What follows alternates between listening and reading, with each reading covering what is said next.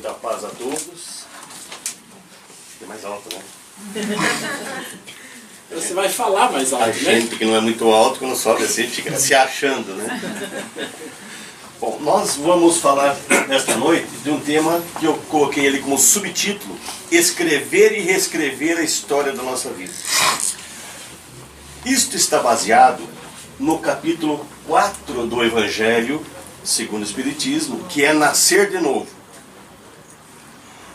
Esse nascer de novo, na doutrina espírita, faz parte dos princípios básicos. A doutrina espírita tem 5 princípios como base principal. O primeiro é Deus. Nós acreditamos em Deus, mas naquele Deus Pai, de amor, não aquele Deus que castiga, aquele Deus que pune, mas no Deus que ama a todos os seus filhos. Nós cremos na imortalidade também.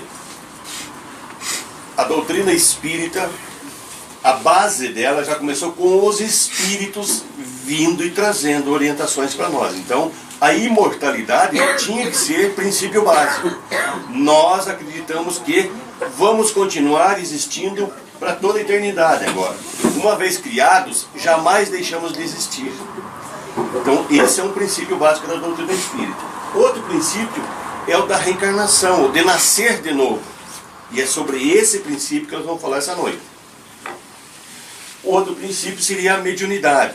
Se nós continuamos existindo depois da morte física, nossos entes queridos também, pessoas que a gente teve bastante afinidade também, por que nós não podemos estar se comunicando um com o outro? Aqueles que estão no plano espiritual com os que estão no plano físico. Afinal, só estamos numa diferença pequena de dimensão, onde é possível se comunicar. Por exemplo, nós pensamos, nós sentimos, e quando morremos, deixamos de pensar, deixamos de sentir? Claro que não. E tem grandes formas de nós percebermos as pessoas através do pensamento, a intuição, através da sensação da presença, porque todos nós irradiamos energias. Quantas vezes a gente tem a sensação que tem alguém do nosso lado? Porque nós percebemos, e porque tem alguém mesmo. Então essa possibilidade de comunicação nós chamamos de mediunidade. Sempre existiu em toda a história da humanidade, mas ela foi reorganizada através da codificação espírita. Hoje nós sabemos por que, como, de que jeito, todas as formas para nós controlar essa comunicação. Não deixar que alguns irmãos que ainda não estão no caminho do bem venham nos influenciar. Nós temos como fazer isso. A doutrina espírita ensina. E outro princípio básico é a pluralidade dos mundos habitados. Nós não somos os únicos a viver, os únicos, né, que habitam planetas, mundos, nesse imenso universo. Nós somos um dos planetas habitados. Então tem outros tantos por aí. Então esses são os princípios básicos da doutrina espírita. O que nós vamos falar hoje é esse aqui, que tem azulzinho aqui, sobre reencarnação. Se nós pensarmos assim, a reencarnação é você ter a possibilidade de voltar a nascer. E a gente tem algumas finalidades da existência da reencarnação, de nós acreditarmos na reencarnação. Uma delas é que a gente nasce aqui para aprender mais. Nós temos que sempre estar aprendendo, conhecendo mais. Essa evolução, esse aprimoramento nosso é contínuo, nunca para. Nós jamais vamos conseguir ser perfeitos. Por quê? Porque as coisas também evoluem. Tudo evolui. Então nós vamos sempre estar correndo atrás de melhoramentos. Sempre aprendendo cada vez mais. Então a gente nasce aqui para isso. Eu até sempre digo assim, tem uma frase que eu uso. Eu coloco um ônibusinho ali, né? Cheio de espíritos dentro. Então a gente não nasce aqui para fazer reencarnatur. Ninguém nasce para fazer turismo aqui. Está lá no plano espiritual, vou nascer e passar um tempo na Terra. Isso não existe. Toda a nossa encarnação é planejada, tudo é elaborado nos mínimos detalhes para a gente chegar aqui e evoluir. Só que não é uma coisa obrigatória. Nós planejamos, mas nem tudo que a gente planeja a gente cumpre. porque a gente tem livre-arbítrio. Então geralmente a gente planeja nascer aqui e aprender bastante. Mas às vezes bate aquela preguiça, bate isso, a gente acaba não aprendendo muita coisa. Mas a gente nasceu com planos de aprender. Outra finalidade da reencarnação é a elevação espiritual. Então eu tenho que a cada dia estar buscando tornar-se melhor, mais humano, mais brando, mais pacífico, mais caridoso, mais misericordioso, se elevar espiritualmente. Então eu venho aqui para aprender e para me elevar, que o meu aprendizado sirva para elevar o meu espírito, porque de nada adiantaria eu aprender muita coisa e continuar rude, grosseiro, corrupto, fazendo um monte de coisa errada. Não adianta nada. O meu espírito não aprendeu nada. Eu tenho conhecimento, mas que não me torna bom. Então nós nascemos aqui para se elevar, que a cada dia eu me torne melhor, mais bom, uma pessoa assim, mais bondosa. Isso é uma das finalidades também. E a outra é para reparar. Reparar. Como eu tenho um monte de encarnações, eu não acerto todas as coisas o tempo todo. Eu erro bastante. Então, uma das coisas que a gente precisa nascer aqui é aprender mais, elevar-se espiritualmente e reparar aquilo que eu não fiz direito. Então, fazendo essa analogia, a nossa vida, na verdade, é uma escrita. Nós estamos, todo dia ganhamos uma página em branco para escrever a nossa história, todo dia. E eu pergunto para vocês, tem coisas que vocês escreveram durante essa vida e que se vocês pudessem, vocês queriam escrever de novo? Tem coisas, eu tenho, bastantes, né? Tem coisas que se a gente pudesse, a gente ia fazer diferente? Tem, né? Então tem nessa vida, mas tem nas outras que a gente já viveu também. Então a gente nasce aqui para reparar. Por isso que muitas vezes a gente acaba tendo no nosso convívio, seja na família, de pessoas que a gente não tem muita simpatia. No nosso ambiente de trabalho, aquelas pessoas de difícil convivência. Às vezes é um vizinho, não é nem da família nem do trabalho, mas está morando ao lado, próximo. E que a gente não nutre muita simpatia. Essas são pessoas das quais, de alguma forma, eles estão próximos a nós e nós vamos ter que aprender a amá-las. Hoje não nutrimos simpatias porque, de repente, no passado, ela nos fez alguma coisa que a gente não gostou, a gente fez para ela e assim vai. Agora, estamos vivendo de alguma forma, né? Tendo contato, seja familiar, no trabalho, seja no meio social, para reparar. Então, eu até coloquei aqui, ficou em vermelho, não ficou? Reparar ali? Então, o nosso foco principal desta noite vai ser trabalharmos das finalidades da reencarnação, a questão da reparação. É isso que a gente vai falar mais nesta noite. Vamos lá? Estamos aqui para aprendermos juntos. Então isso aqui não é uma palestra, não. Isso aqui é um grande bate-papo. Vocês vão ver que vocês vão participar bastante, né? Vamos começar já perguntando o seguinte. Quando a gente digita algo no computador e não gostou do que a gente fez, o que a gente faz? Deleta, né? Hoje em dia a gente aprendeu essa palavra nova, né? Então a gente está lá no computador fazendo alguma coisa, digitando, né? Fazendo algum arquivo lá, não gostou, aquilo não ficou bom. O que a gente faz? Vai lá e deleta, apaga. Mas não é todo mundo que mexe com um computador, ainda tem pessoas que gostam de escrever. E se a gente escrever alguma coisa que a gente não gostou? O que a gente faz? Aí já tem um monte de alternativa agora, né? Uma delas é apagar, né? Apagar, trocar o papel, jogar aquele papel fora, amassar. Então a gente tem um monte de situação que a gente pode fazer. Está no computador, errou, deleta. Está escrevendo no papel, porque hoje nós estamos falando de escrita, então vamos falar bastante em escrever, né? Está escrevendo no papel, não gostou, pega a borracha, apaga. Não é aquilo que eu queria, pega outra folha, jogo fora aquela. E agora, E se a gente pensar assim, será que existe alguma situação que eu vivi, eu perguntei agora há pouco, e que se eu pudesse eu passaria uma borrachinha na minha cabeça para apagar aquilo? Será que alguma coisa na minha convivência com as pessoas, existe alguma coisa que se eu pudesse, eu escreveria de novo? Tem, né? E como tem? Como tem?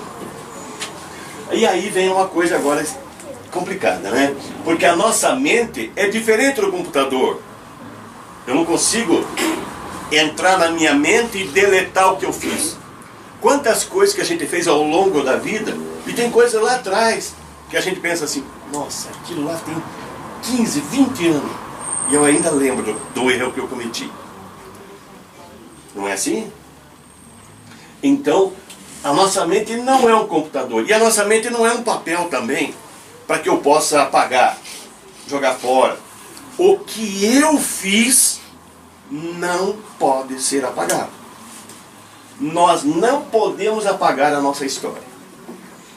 Mas aí vem, Deus é tão bom para nós, Deus é tão bom para nós, que Ele nos dá uma saída. Existe uma saída. Nós podemos reescrever essa história de novo. Nós podemos escrever de novo. A qualquer momento que nós queira. A qualquer momento. E eu coloquei isso dessa forma aqui, ó. Isto aqui é uma das melhores, as coisas mais extraordinárias que Deus deu para nós. A possibilidade de nós escrever de novo. Nós não podemos apagar da mente, mas nós podemos escrever de novo.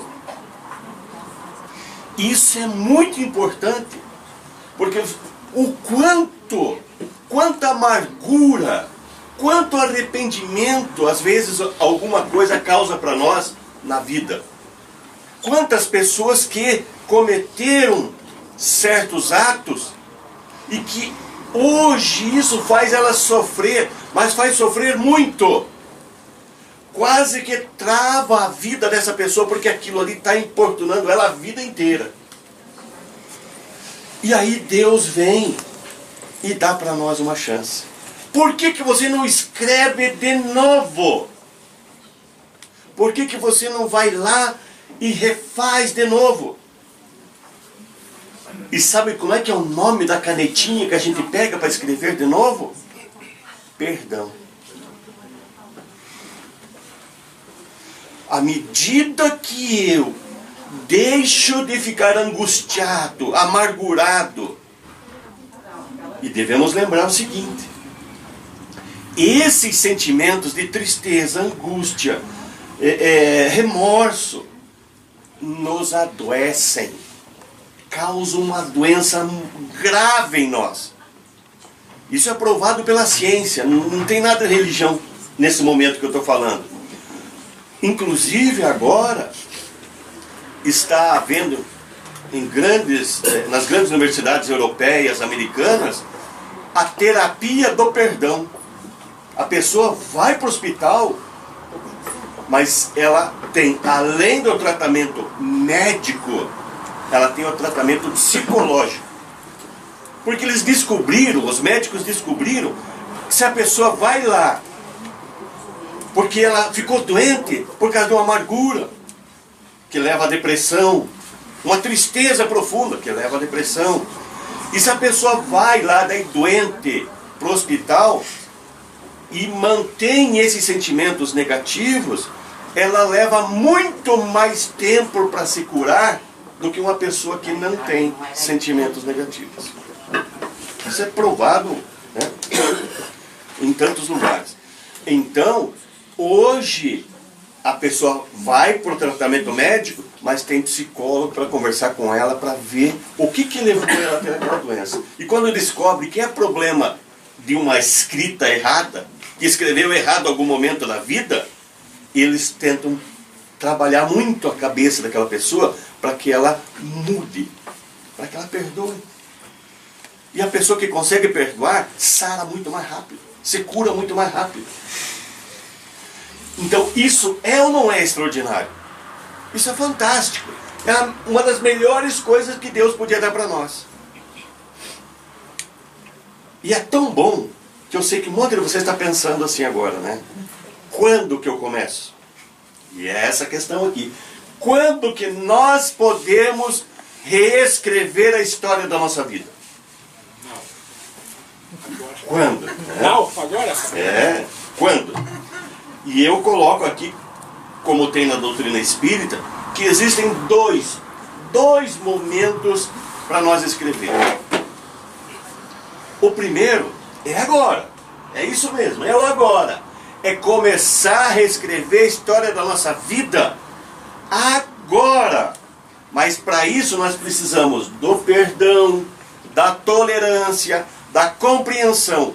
Nós precisamos reconhecer que nós erramos.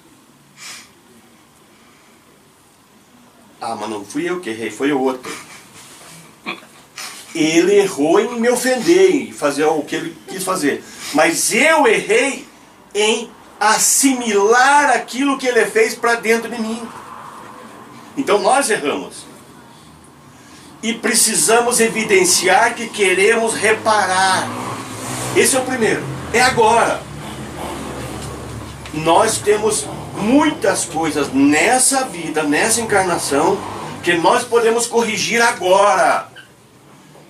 Essa questão que eu falei para vocês, de repente ter pessoas que a gente não tem simpatia. Lá um colega de trabalho que, nossa, como é difícil a convivência com ele. Um familiar, nem vou falar de sogra, cunhado, porque isso aí já, né? Então, a difícil convivência com as pessoas da família não é o acaso que estão ali. Não é o acaso.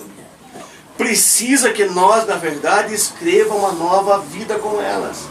Uma vida de perdão, de harmonia, de paciência, de compreensão, que é o que Jesus ensinou. Então esse é o primeiro momento, agora. Mas eu posso deixar para outra encarnação, não posso? Posso. Muitos fazem isso, né? Passam uma vida inteirinha cheia de amargura, de tristeza, de angústia, esperando a outra encarnação. E quando a gente desencarna, a gente não já nasce em seguida. A gente passa um tempo no plano espiritual. Tem alguns livros que falam em estatística, aí que é uma estatística, daí não é igual para todo mundo, que a gente fica 80 anos no plano espiritual. Então mais 80 anos no plano espiritual sofrendo. É isso quem acredita na reencarnação e deixa para a próxima. Né? Quem não acredita, não faz. Que tem que começar agora. Ele não acredita. Ele não pode deixar para depois, porque ele não acredita que tem um depois. Tem que ser agora. Mas se ele não acredita e deixa para depois, a hora que ele desencarna, ele vai passar a acreditar, né? Porque ele vai ver que a coisa continua. Então, aí vai mais 80, para ir na próxima encarnação de novo, vai gostar de sofrer, né? Vai gostar de sofrer. Por que não agora? Por que não agora? Então, existem muitas ocorrências ruins que começaram nessa encarnação, muitas coisas que não foram bem escritas e que causaram mágoas, desentendimentos, ingratidões. Na família tem muita ingratidão, né? E a gente fica pensando assim, se eu tivesse outra oportunidade, eu ia fazer diferente. Eu ia agir diferente. Eu ia escrever essa história de outra forma. Será que a gente não tem todo dia, quando a gente acorda, essa chance? Essa oportunidade de eu escrever de novo? Para que eu passar mais um dia com aquela mágoa, com aquele rancor? Por que não perdoar? Por que não acertar essa situação? Faz ou não faz sofrer? Faz. E faz sofrer muito.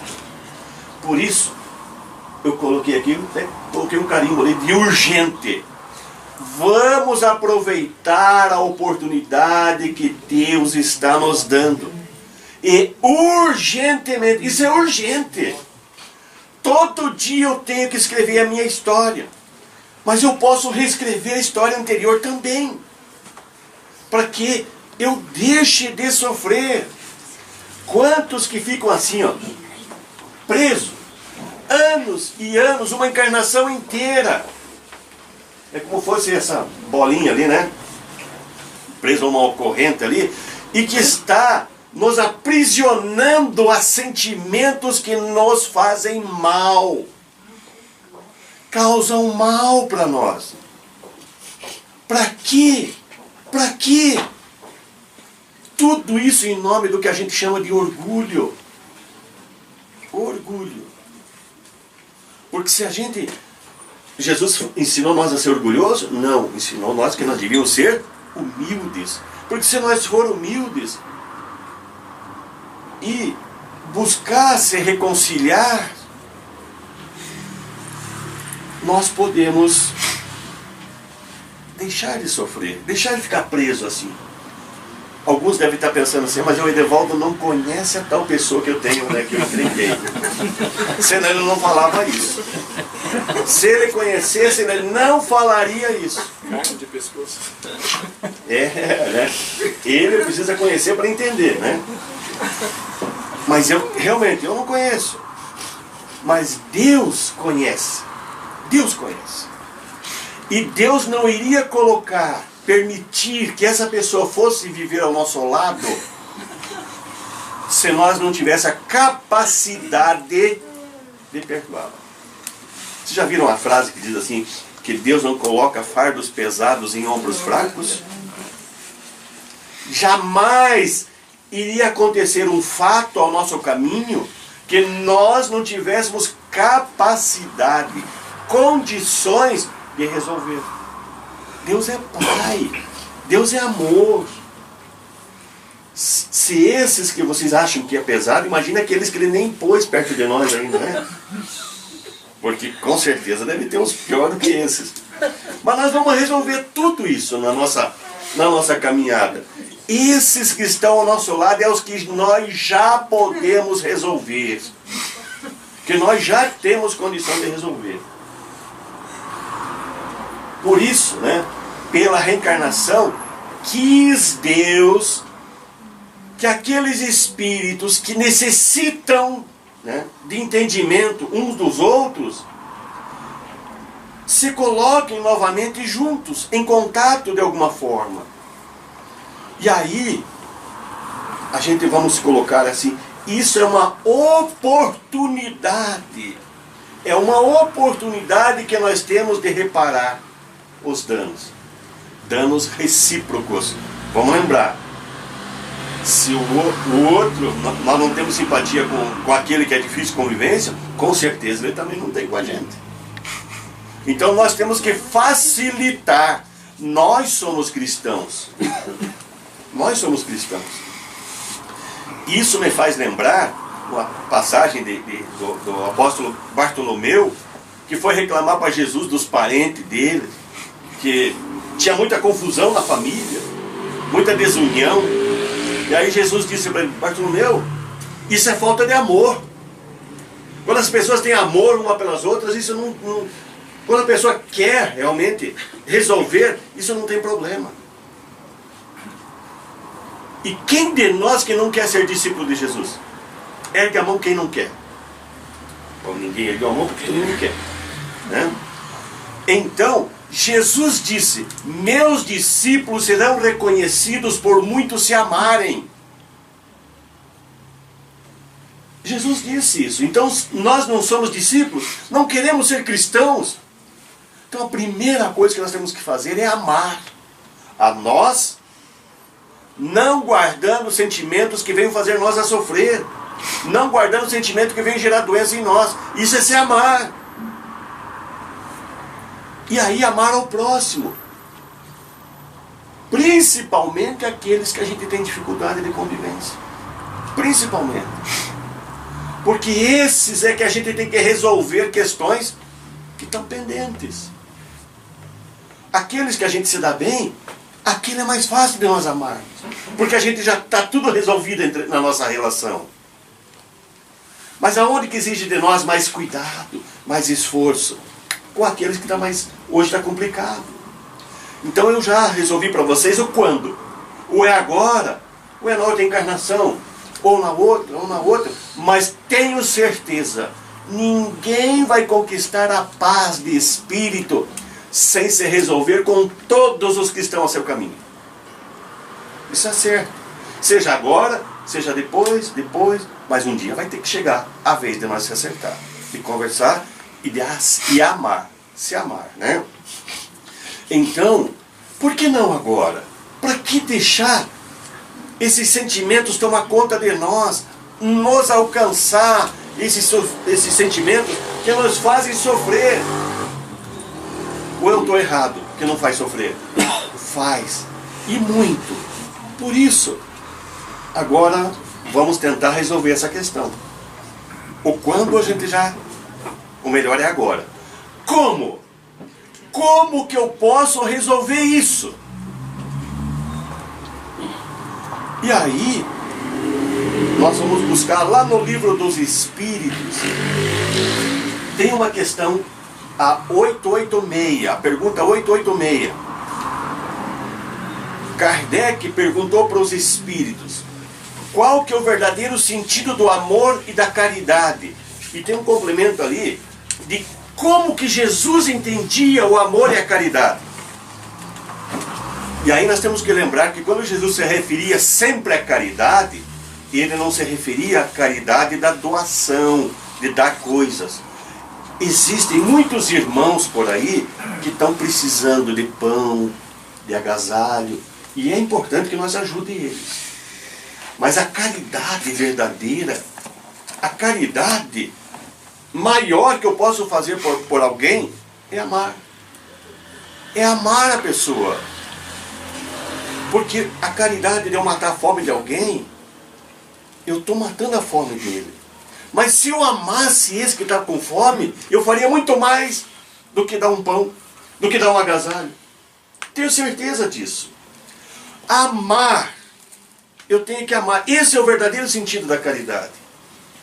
Então a pergunta foi: qual que é o verdadeiro sentido? Como que eu tenho que amar alguém? Como? E aí os Espíritos responderam assim: benevolência para com todos, indulgência para as imperfeições dos outros e perdão das ofensas. O que é isso? Então, se eu viver todos os dias, todos os meus atos, sempre sendo benevolente com todas as pessoas, sendo benevolente, sendo indulgente, já vou explicar o que é indulgente, para com as imperfeições dos outros. Aqui todos nós somos iguais. Não tem nenhum de nós, a não ser que eu estou enganado, pode estar camuflado entre vocês aí, né? Um espírito puro, alguém que já esteja completamente cheio de luz. Se não tem, todos nós somos aqueles que estamos, cada um com seus defeitos, um tentando de alguma forma melhorar, aprender, o outro está do nosso lado do mesmo jeito, tentando lutar contra as suas dificuldades. Só que como ele não erra, aliás, não acerta sempre, e eu também não acerto sempre, tem momentos que ele fala de forma que eu não gosto. Então eu tenho que ser indulgente, relevar os erros dos outros. Ele não é perfeito. Eu não quero que os outros compreendam quando eu falo alguma coisa que não é certo, que eu faço alguma coisa que não é certo. Ah, me perdoa, eu não quis dizer isso. Não é, a gente não quer que os outros entendam. Por que nós não fazemos isso com os outros também? Isso é indulgência. E o perdão das ofensas. Perdoar. Vamos ver um pouquinho de cada coisa para a gente entender. O que é benevolência? Benevolência. Benevolência é a junção de dois vocábulos. Bene e volentia. Vamos lá na raiz da palavra. Bene é bem. E volentia é vontade. Então, quando eu falo assim, benevolência, eu quero dizer assim, vontade de fazer o bem. Então, quando os Espíritos disseram que nós temos que ser benevolentes com todos, nós temos que ter vontade, querer o bem de todos. Ser bom para com todos. Isso é benevolência, vontade de fazer o bem. vamos pensar bem nessa questão. Quantos de nós que pratica o bem por obrigação? Praticar o bem por obrigação é benevolência? Não é.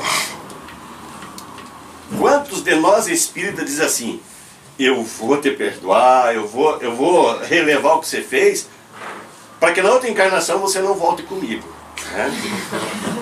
A gente, na verdade, eu não queria fazer isso, mas eu estou criando uma condição para perdoar, para ser compreensivo com aquela pessoa, porque eu não quero ela do meu lado. Isso é ser bom? Então, quando eu ajo por obrigação, né? Por obrigação, a obrigação é: eu devo te perdoar, eu devo tolerar, eu devo compreender. Quando eu falo eu devo, é obrigação. Agora, quando eu falo eu quero te perdoar, eu quero te compreender, é diferente? Eu devo do eu quero? Dá sentido diferente? Então, benevolência é quando eu tenho vontade. Eu quero ser bom para com todos. Então, uma condição que eu tenho, então, como que eu vou escrever a minha história? Como que eu vou reescrever a minha história? Sendo benevolente para com todos. Tendo vontade de ser bom para com todos. Vontade. Isso é muito forte. Então, quem pratica essa benevolência, que tem vontade realmente de querer fazer o bem para todos, é uma pessoa bem intencionada. É uma pessoa do bem, que a gente chama, né? Então, aquela pessoa de difícil convivência. Então, a pessoa tem boa vontade para ajudar, para tolerar. E essas pessoas de difícil convivência, sempre, elas têm por trás algum problema que levou ela a agir dessa forma. E esse problema, em 99,9% dos casos, foi falta de amor. Foram pessoas que não foram criadas com amor. Tenho vários exemplos. Vou dar um exemplo do meu trabalho. Uma pessoa muito grosseira. Colega lá que realmente tratava mal todo mundo. Poucos amigos. Quem quer querer ser amigo dele?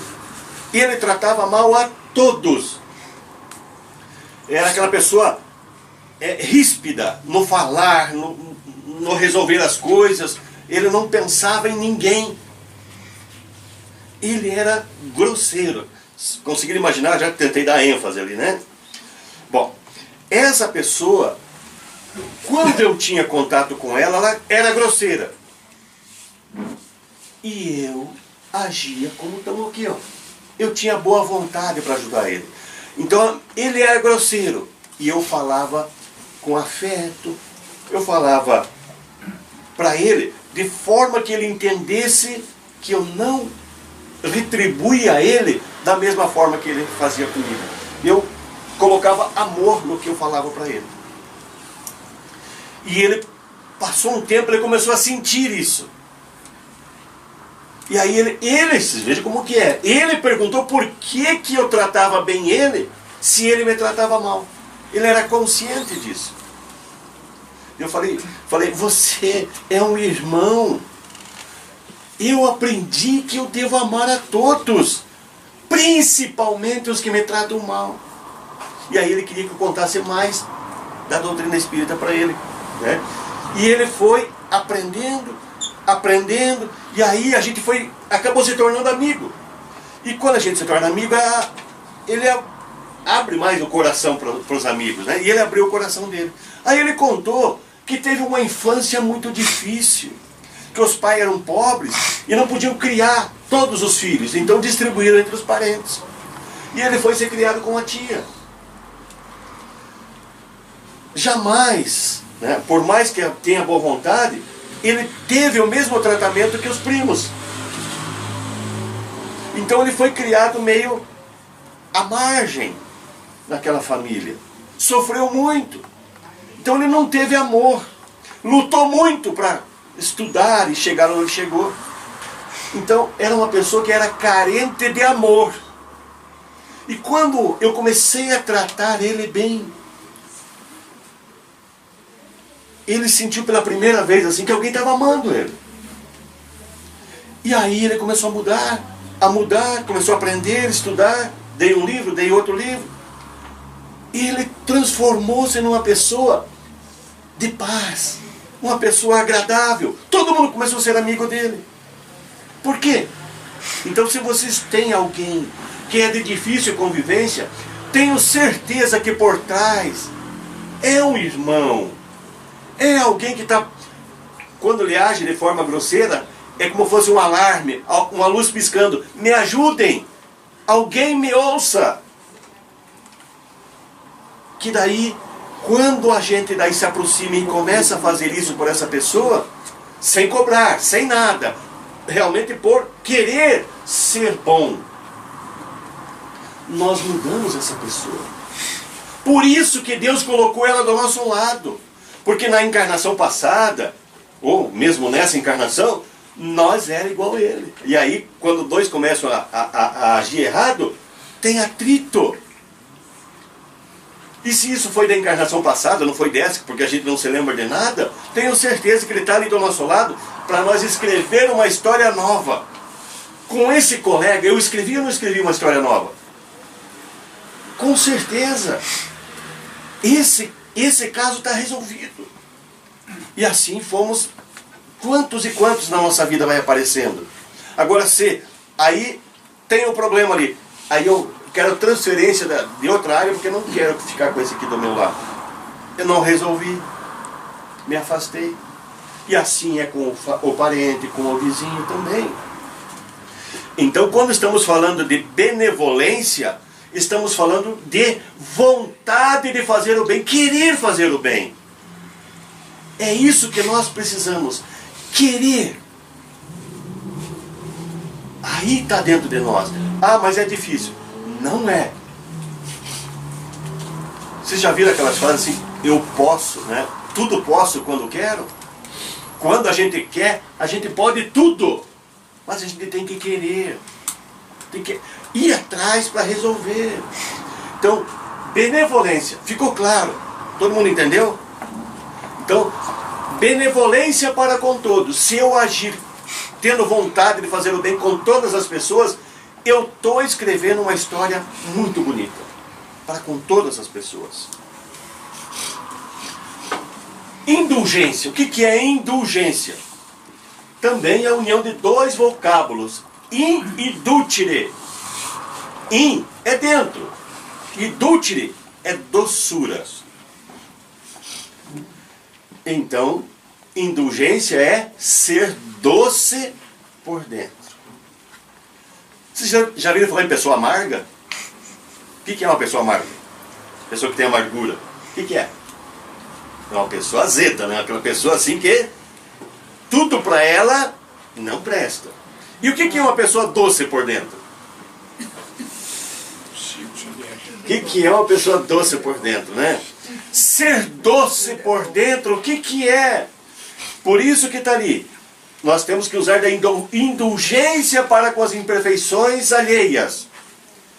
Eu tenho que usar de doçura. Doçura para as imperfeições dos outros. Não grossura, doçura. Quando alguém errar comigo, eu tenho que ser doce. O que é ser doce? É ser manso, é ser pacífico, é ser aquela pessoa que não... Aí, o exemplo, né? Chico Xavier, Madre Teresa de Calcutá, Irmã Dulce. Como faz diferença? Se eu perguntar para vocês aqui, Chico Xavier foi com certeza o mais importante dos espíritas. O que seria da doutrina espírita sem o Chico Xavier? Dá para pensar? Eu diria assim, a doutrina espírita sem o Chico Xavier continuaria sendo a doutrina espírita.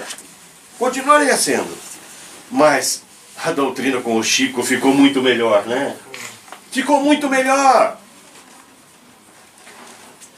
E aí, se nós começar a ser doce por dentro, alguém pode dizer assim, de repente um filho nosso, a esposa, o marido, os amigos de trabalho podem dizer assim, a minha vida é difícil, né? A minha vida é isso, mas com aquela pessoa do meu lado, ficou melhor.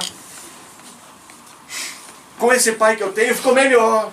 Com esse marido que eu tenho, com essa esposa que eu tenho, ficou melhor.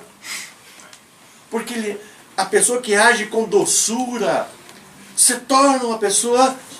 Como é que alguém não vai gostar de uma pessoa doce por dentro? Existe como?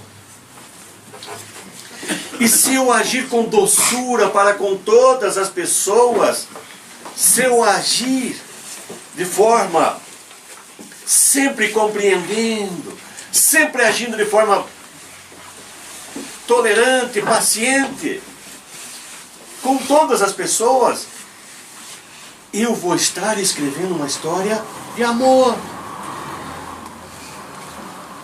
É assim que os espíritos, né, responderam quando Kardec perguntou o que Jesus entendia por amor? Ser doce por dentro, ter vontade de fazer o bem. E é isso que nós precisamos. As nossas vidas, às vezes, cada um de nós trouxe algumas coisas para, no momento de aprender, de elevar nosso espírito, que precisamos estar firmes ali, resgatando ali, realmente provando que estamos já aprendido com aquela lição. Então cada um de nós tem a sua dificuldade. Agora, por que o outro vai dificultar? Por que eu vou dificultar a vida do outro? Por que não facilito? Por que não escrevo uma história bacana? Uma história de vida boa? Vamos pôr um ponto aqui agora, só para a gente refletir uma outra coisa. Todos nós aqui já temos um bom trecho caminhado nessa encarnação.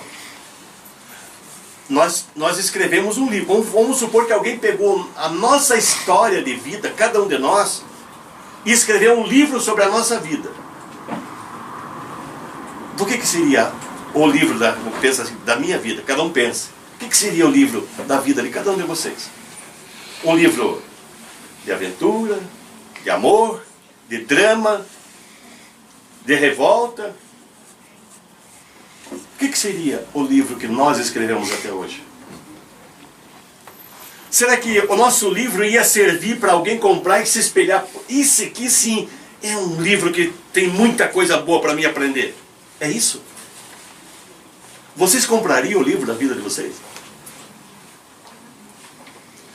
Dá tempo de nós mudarmos. Dá tempo de nós escrevermos uma história muito diferente. Isso é tudo para nós pensar, né?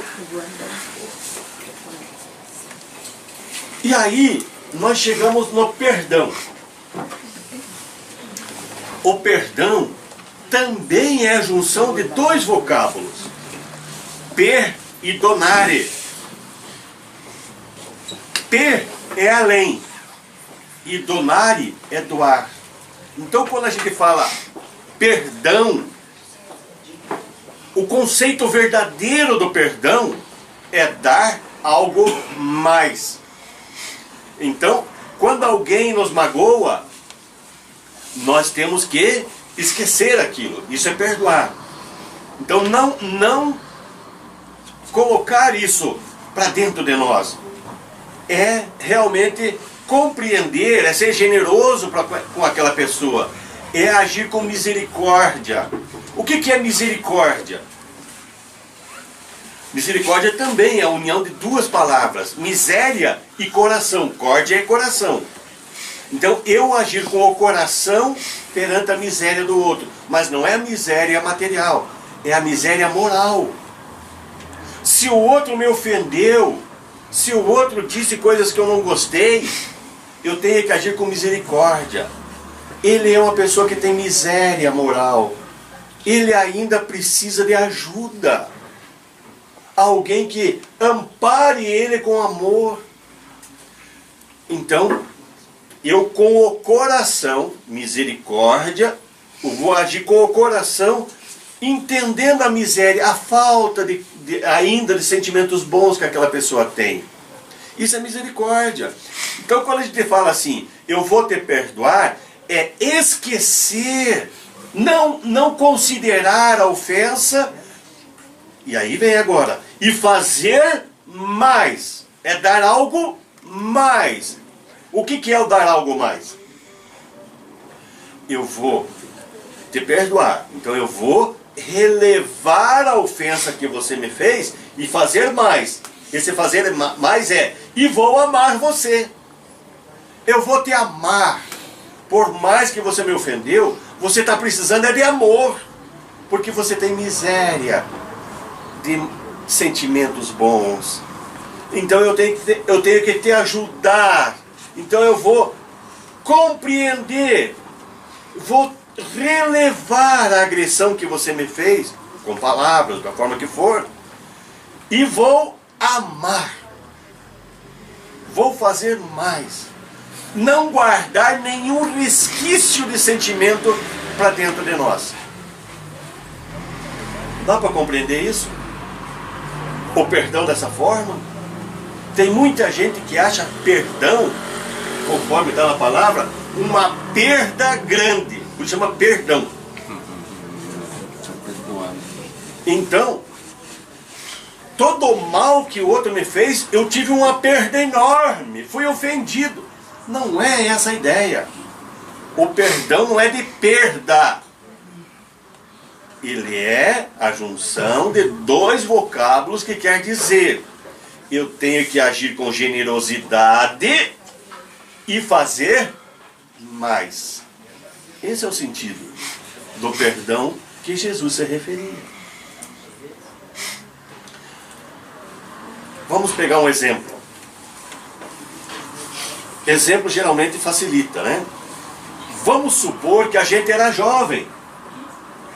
Mais jovens. E quando somos jovens, a gente às vezes discute mais e tem ímpetos para fazer as coisas. E muitas vezes a gente discutia com o pai, com a mãe, com um colega, com um amigo, com o irmão.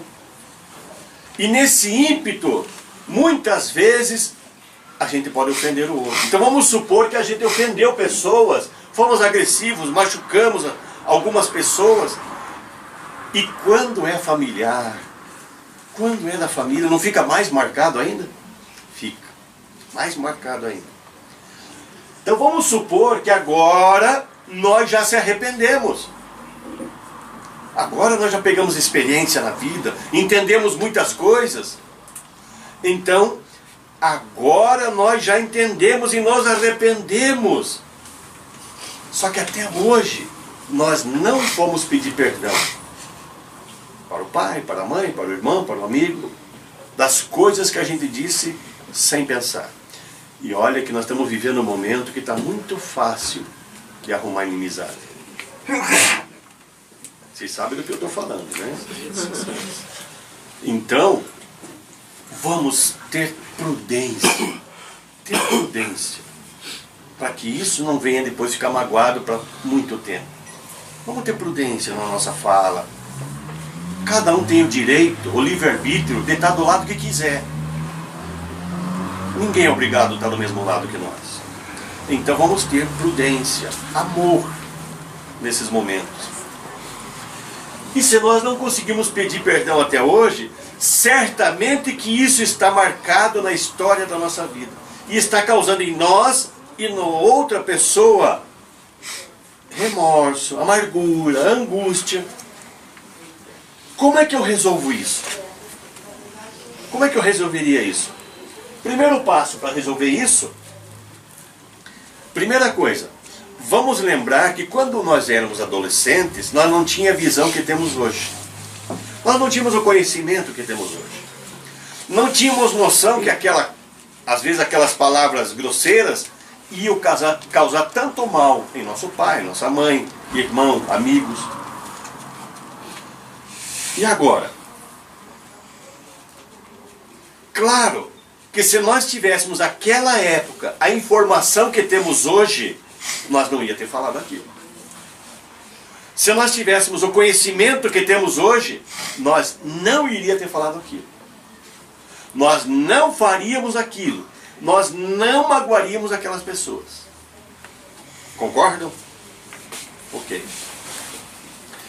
Então agora que nós já temos esse conhecimento, agora que nós já temos todo o entendimento que aquilo que nós fizemos causou mal, por que agora que nós sabemos tudo isso, nós continuamos vivendo com remorso? Angustiado. Porque agora nós sabemos. Lá atrás a gente não sabia, mas agora nós sabemos. Por que então a gente não vai e resolve isso? Por que a gente não vai agora para aquela pessoa que a gente ofendeu alguns anos atrás e não vai pedir perdão? Por que manter a mágoa, a angústia? Por quê? Ah, mas não fui eu, foi o outro que fez. Então, se eu estou magoado, com certeza o outro já sofreu muito por isso. Então facilite, dê oportunidade para que o outro se aproxime de nós. Não fique trancando caminhos para o entendimento. Facilite.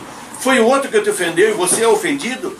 Facilite que o outro se aproxime para ele ter coragem de pedir perdão, então. Mas se foi nós, vamos tomar a iniciativa e vamos lá pedir perdão. Para que ficar segurando esse orgulho? Né? Ficar segurando ele, quando nós podemos resolver isso. Podemos abrir mão disso. E ver que coisa importante. Abrir mão do sofrimento que passamos, né? E veja que coisa interessante. Muitos dizem assim, mas agora não dá mais. Aquela pessoa que eu ofendi, já desencarnou, já morreu. Está no plano espiritual. E quem disse que eles não continuam vivendo? Então, se eu fizer uma prece, mentalizar aquela pessoa e dizer para ela assim, me desculpe, peço perdão, sei que você já não se encontra mais nesse mesmo plano que eu, mas sei que você vive, continua vivendo. Então eu queria te pedir perdão por aquilo que eu fiz no passado. Nós podemos pedir perdão por aqueles que já se foram. Continuam vivendo. E quando nós oramos e mentalizamos eles, eles vão ouvir o que nós estamos falando. E por mais que a nossa vida já teve muita coisa já vivida, e entre as coisas tem coisa que não foi bem escrito, né? Então nós podemos aproveitar e reescrever aquilo que nessa vida nós sabemos que não está bem escrito. Vamos lá, nós temos a oportunidade de reescrever. Podemos sim de fazer isso. Mas vamos tomar um cuidado agora a partir de hoje, daqui para frente. Tomar um cuidado de escrever direito a nossa vida. Para não ofender mais ninguém. Para não maltratar ninguém. Vamos ter vontade de fazer o bem. Vamos se tornar aquela pessoa que tem amor dentro de si. Que é um discípulo de Jesus. Vamos ser reconhecidos como discípulo se nós amarmos. Então, coisas que a gente já escreveu, nós temos como corrigir. Mas daqui para frente, vamos tentar escrever certo. Escrever o melhor possível. Ninguém vai acertar o tempo todo. Mas podemos melhorar a nossa escrita. Passar a limpo a história da nossa vida. A doutrina espírita nos ensina que nós temos a liberdade de escrever o que nós quisermos. Mas tudo que a gente escrever, simbolicamente na história da nossa vida, nós somos responsáveis. Temos a liberdade, mas temos a responsabilidade. Por isso, cuidado, né? Para nós encerrar, vou contar uma historinha para vocês aqui. Escrever com criatividade. Os americanos tinham aquele programa espacial de ir para a Lua, tal, tudo, e encontraram uma grande dificuldade. Escrever no espaço onde não tem gravidade. A tinta da caneta não fixava no papel. Então isso era um complicador muito grande para eles. E eles começaram a fazer reuniões e reuniões e reuniões, gastaram bilhões de dólares para tentar descobrir uma tinta que fixasse no espaço. E não conseguiram. E aí alguém perguntou assim, o que será que os russos estão usando? Porque eles estão indo para o espaço também, né? Vão para lá. O que eles estão usando? Qual que é o método que os russos usam para escrever no espaço? E sabe o que eles descobriram? Que os russos usavam lápis.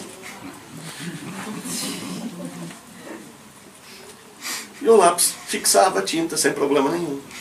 Isso é verdadeiro, é uma história verdadeira. Então eu quis trazer essa história, porque estamos falando de escrita. Muitas vezes nós queremos refazer alguma coisa que, né, fizemos errado com alguém. Escrevemos errado a nossa história com alguém, ofendemos alguém. E aí a gente quer achar, né, alguma coisa para resolver. Ou alguém falou mal de nós.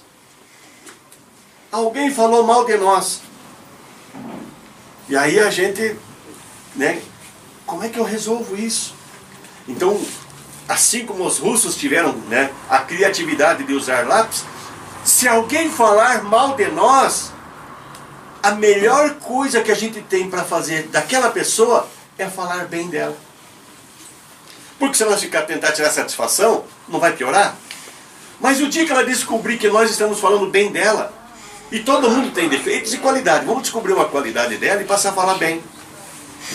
O dia que ela descobrir que estamos falando bem dela, o que vocês acham que vai acontecer com ela? Ela vai ter coragem de continuar falando mal de nós? É simples assim.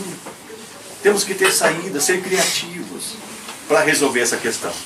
Meus irmãos, muito obrigado pela oportunidade. Espero que juntos aqui nós possamos ter aprendido e daqui e agora nós sair melhor, muito melhor do que quando a gente entrou. Que a partir daqui, né, nós consiga se transformar em seres, ou pelo menos tentar, né, se transformar em seres melhores. Muito obrigado, muita paz a todos.